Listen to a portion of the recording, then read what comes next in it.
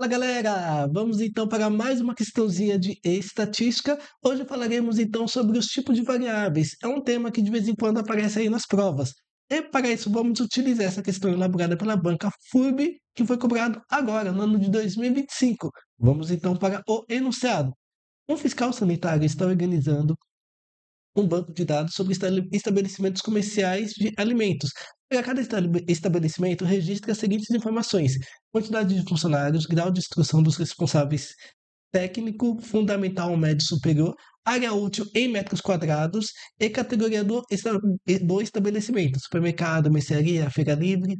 A classificação correta dessas variáveis, respectivamente, pessoal, é o seguinte, quando ele fala em classificações das variáveis, ele quer saber exatamente se você consegue perceber quais são os tipos de variáveis. Simples assim, tá?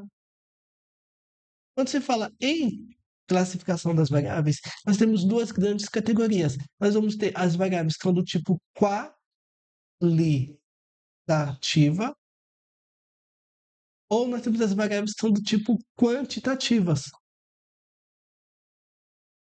Pessoal, variáveis do tipo qualitativa, como o próprio nome sugere, qualitativa traz a ideia de qualidades, característica.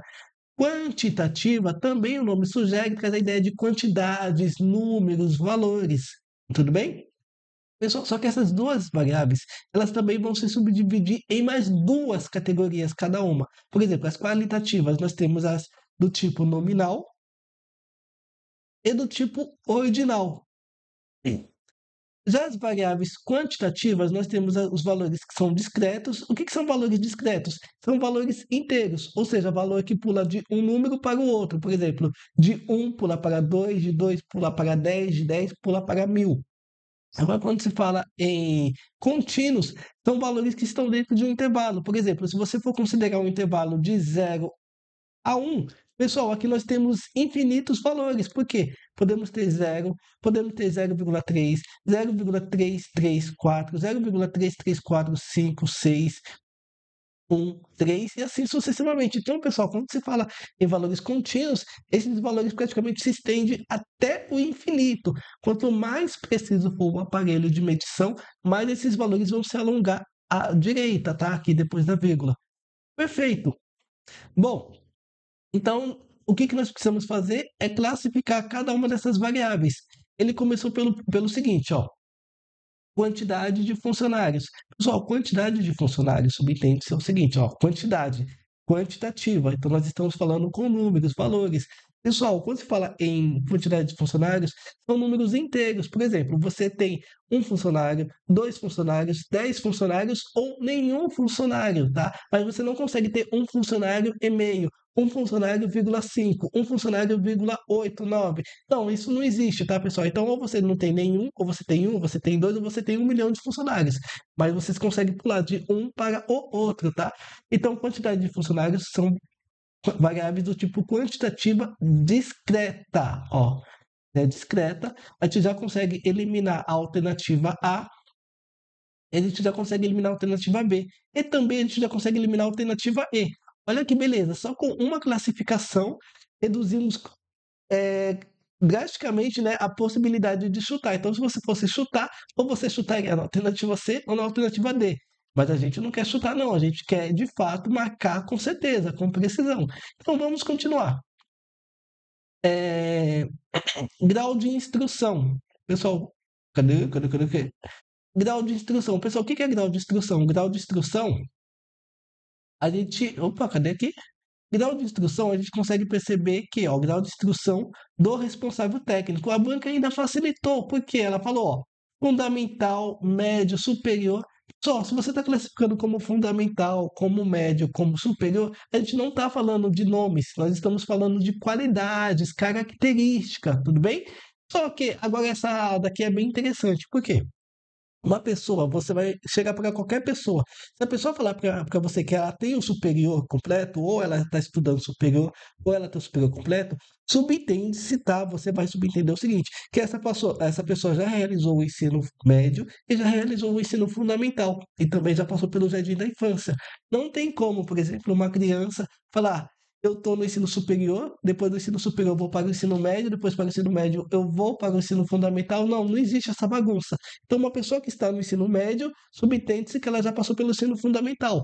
Uma pessoa que está na graduação, subentende-se que ela já passou pelo ensino médio, pelo ensino fundamental. E assim sucessivamente. Então, não existe nomes, características, mas esses nomes eles estão ordenados. Existe uma ordem, tá? Então, se existe uma ordem, nesse caso aqui, então, nós estamos falando de uma variável do tipo qualitativa ordinal, tá? Então, se é a variável qualitativa ordinal, ó, a gente já consegue eliminar a alternativa C.